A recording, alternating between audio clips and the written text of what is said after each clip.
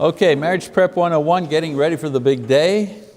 This is lesson 10 in the series, Keeping Love Alive, Finding It When You Lose It.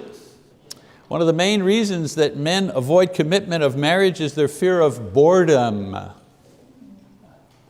It's not the fear of commitment, it's the fear of boredom.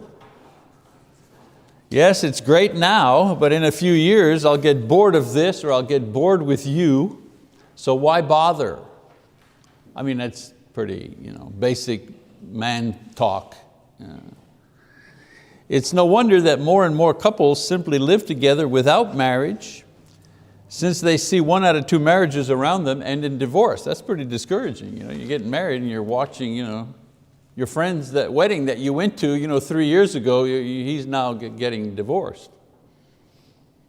A lot of people think that by not marrying, they're somehow keeping the spark alive in their relationship, or at the very least, they're making it easier if they eventually break up. No messy, expensive divorce. I've heard that argument over and over again. Oh, why would we get married? We want to keep the spark going.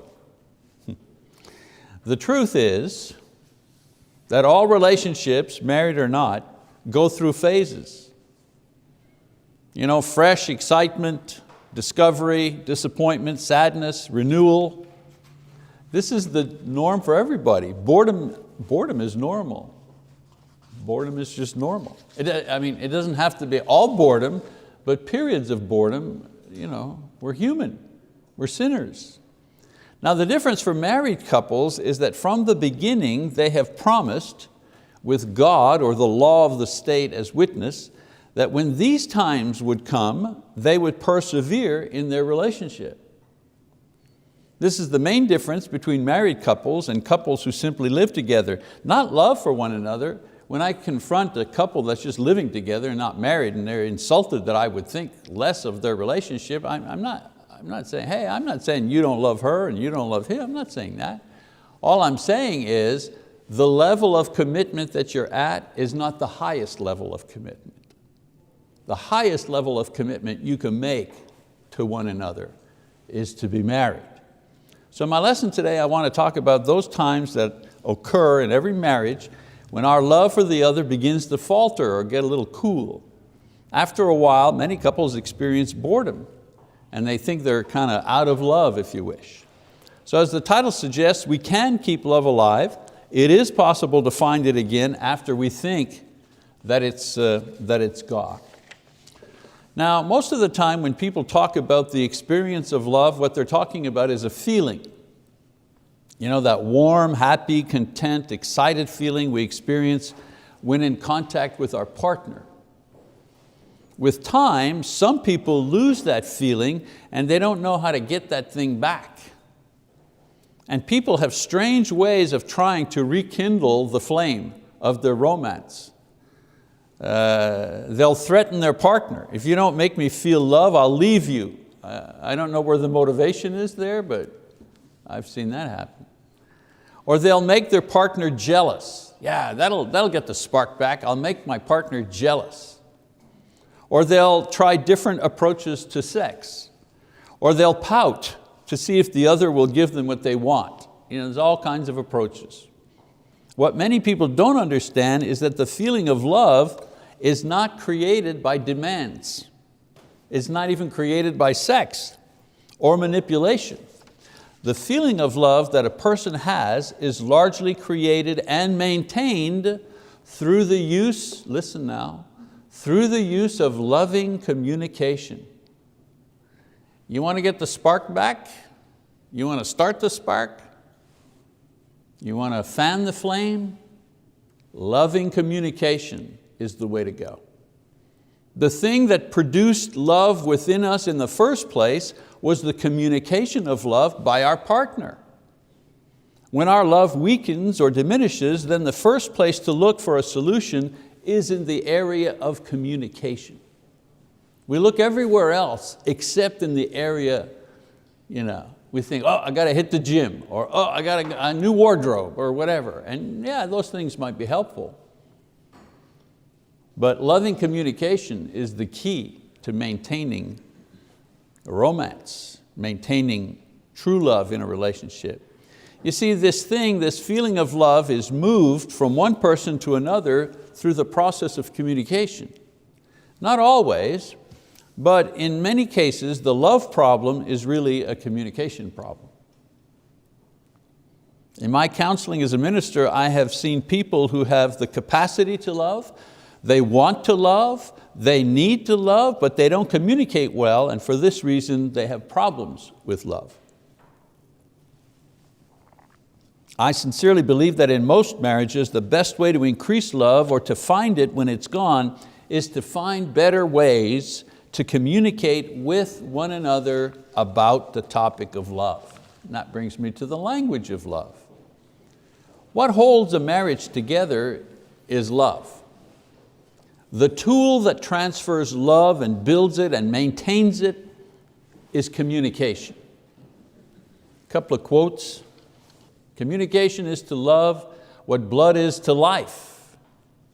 A proverb, better an open rebuke than love that is concealed.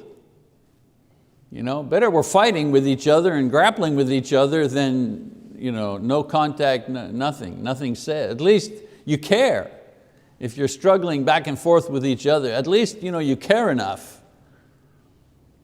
The writer of Proverbs, Solomon, is saying that arguing and disagreement is better than no communication at all. In other words, uncommunicated love is like no love.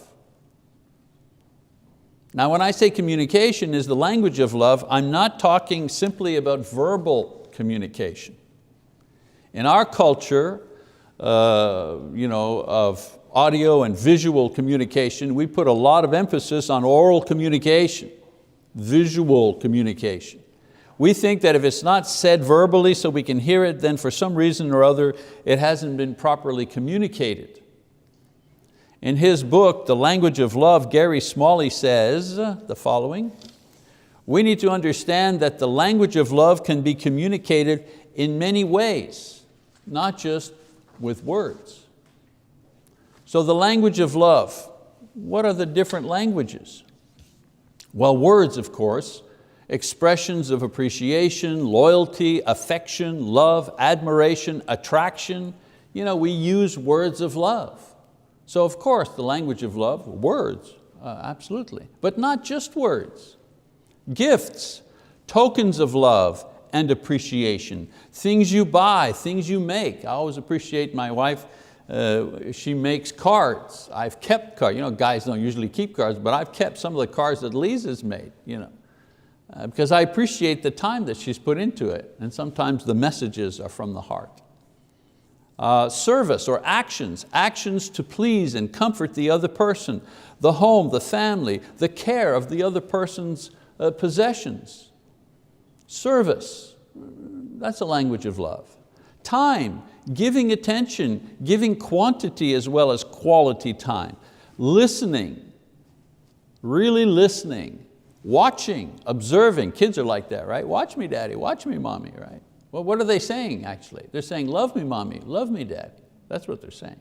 Sometimes it's your wife that's saying that to you. Watch me, pay attention to me, or vice versa.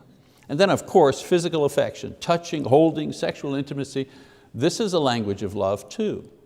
Now psychologists tell us that one of these languages is our primary language for love. One of these is the hot button that satisfies our need to know that we are loved. Usually when love dies, it's because we no longer are sure that we love or are loved. In other words, the other person is not talking to us in our love language.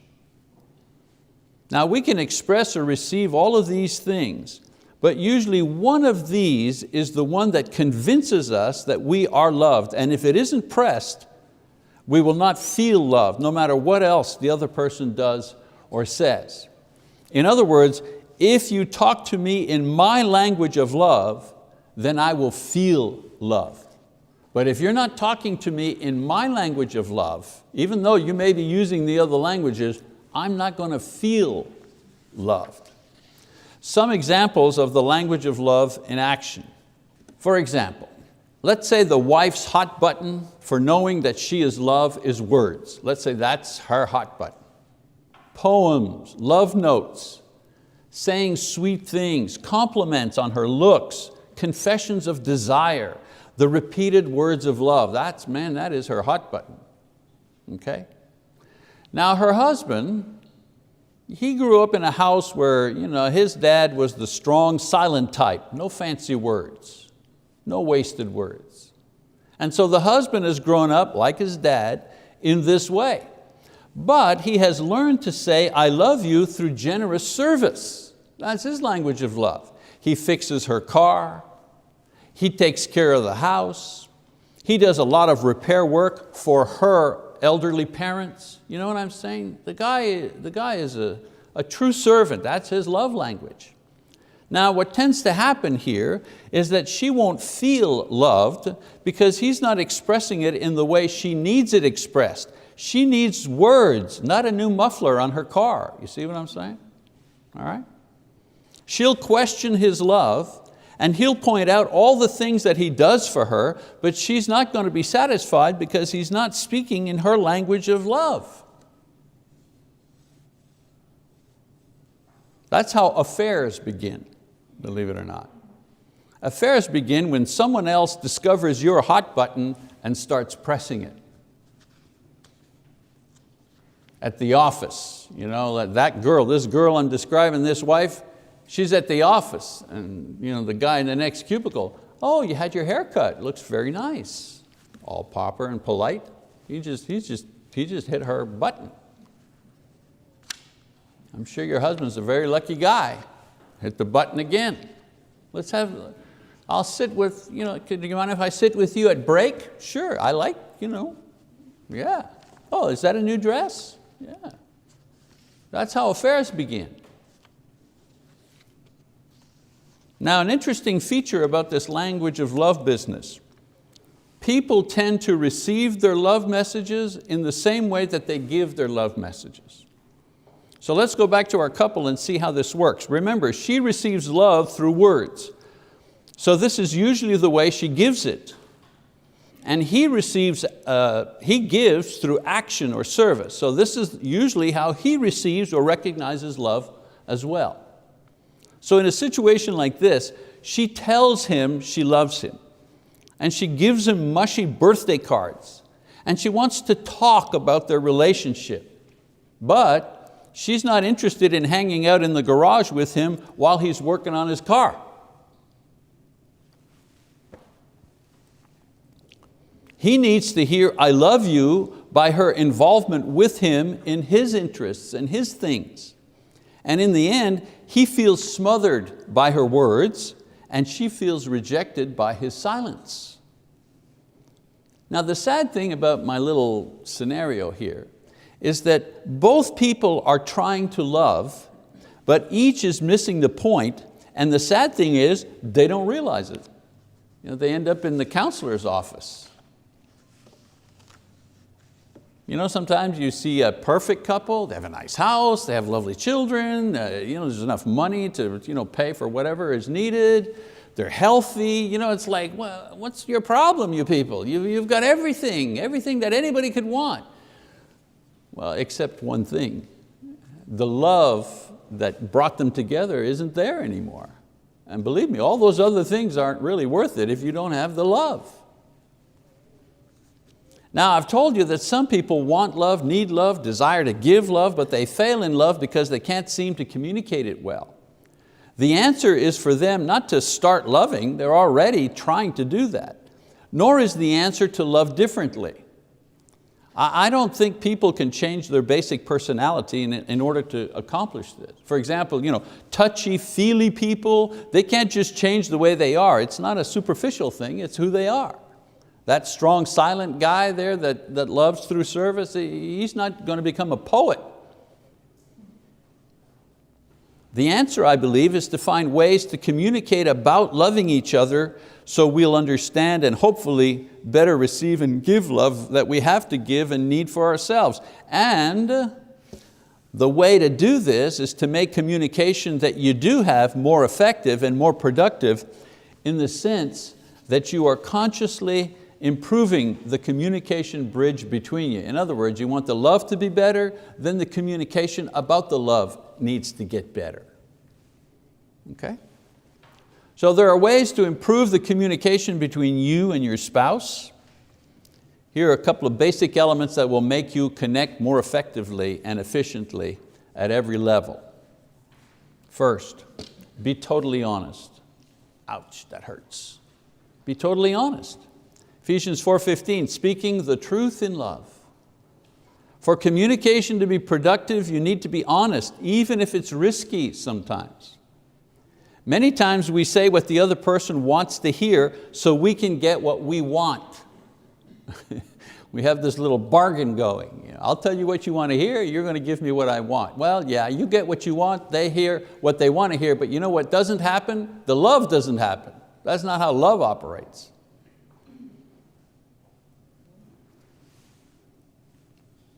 So the best example of this is when we compare the hierarchy of needs that men and women say that they need from each other. This survey shows what men and women acknowledge privately as their top 5 needs, but rarely acknowledge to each other for fear of ridicule or rejection. You understand what I'm saying? These are the 5 top needs that men and women privately say that they need to have. Like, I need to have oxygen, I'd like to have a new car, but what I really need is I need oxygen, okay? I'd like to have a couple of new suits, but what I really need is water to drink. So these are the 5 I need. Not I wish I had, these are the 5 needs that men and women say they have. We'll start with, and this is under the heading of being honest. So we'll start with the women. Women say, number 1, affection. Not necessarily sex, but romance, cuddling, holding, a tactile communication that I love you. Number 2 need, attention. The sharing of thoughts, really listening with feedback. You're really hearing me. Put down the paper, put down the remote, put down the cell phone, turn the thing off. Can I talk for 8 minutes without being interrupted by a child or by a phone call or by a tweet? Number 3, trust. Her world, especially when there are children, is supported by him. She has to have confidence in him. She has to be able to trust him. Number 4, this is what women say, not what I'm saying. Financial security. Enough to live on and provide for the family. Enough to give the children an advantage. Some people say, well, how much is enough? Well, enough so that we can give our children advantages. A better school if they need a better school, braces if they need braces, advantages. And number 5, what women say they need from their husbands, involvement. Getting involved in the home and in family matters. And truly providing leadership in the home. That's what women said, their 5 top needs. All right, we'll do men. Anybody want to guess what the first one is? Ladies? Yes, sexual fulfillment. It is the number 1 need because that is the way that God created them. The natural production of seminal fluid in a man causes the constant need for gratification. It's not that he's a pig. It's not, that's all you guys think about. It's the greatest single struggle each man must deal with in order to mature emotionally, socially, and spiritually. It is what it is, but it doesn't give him an excuse to sin, okay? But what I'm saying is God made him that way. Number 1, need. Number 2, a playmate. That's what he needs from his wife. Number 2, imagine how deep we are. A playmate. He wants his wife to be his buddy. Come here, I want you to watch this. Come here, watch this. Okay, I just need you to hold the thing down. Wait a minute, I got to get over and get that other strut there. Hang on a second. Tighter, hold it tighter. He wants a buddy. Number 3, what does he need? He needs his wife to be attractive. A wife's looks and demeanor either build up a man's pride or bring it down. Number 4, what does he say he needs? Domestic support. A quiet, clean, accepting home. And number 5, admiration. He wants respect, he wants encouragement. In other words, honey, come and see. I just trimmed the hedge, come and see how straight it is. Oh, lovely. Sad but true. What the survey showed were things we kind of knew, right? We kind of knew and expected, didn't we? That men, for example, are generally immature and self-centered. They need coaching, right? They want attention and gratification, and they're not always willing to give in exchange for these things. And another thing we knew about women are more high-minded, and they're usually more willing to invest more to make the marriage work. We knew that about women. I know that as a counselor. 80–90% of the time, the woman's the first one to come in. She'll drag that old boy in, you know what I'm saying? She'll rope him and get him in, But usually she's the one that recognizes there's a problem. She wants to save that marriage. She's willing to, first one to admit that there's something wrong, and she'll go see the counselor, and maybe that old boy a couple of weeks down the road, he'll finally come on in. However, we also realize that women tend to ask for conflicting things. They want security and advantages for their children, which places a greater burden on the husband if he's the primary earner. But at the same time, they want him to be at home more involved, which requires time that he needs to be at work to make more money to buy the things that she needs. You see, there's a conflict there. So sometimes women need to understand that they can't have it both ways. Can't have it both ways. If you want them home every night, all the time, right after work, well then there is no overtime, there is no extra money, so we're going to have to forego that thing that you want. So in all of these things, we have to be honest with each other. If you're forgetting the point here from some of the comedy, the point we're making is we have to be honest with each other if we are to have productive communication. And productive communication is what we need in order to keep the love alive in our marriages. Another thing that we need in productive communication, it has to be clear. For communication to be productive, it needs to be crystal clear. More arguments, divisions, and hurt feelings come from communication that is simply unclear than from intended insult. We don't intentionally want to hurt the other person's feelings with our words. I mean, if we do, then we owe an apology. A lot of times hurt happens because, what did I say? How many times do guys go around and say, what did I say? Tell me what I said, right? So hearers need to reassure the speaker that he or she has truly been understood. Our words and actions need to convey what we mean. If what we're doing means I'm truly sorry and not just I'm tired of arguing.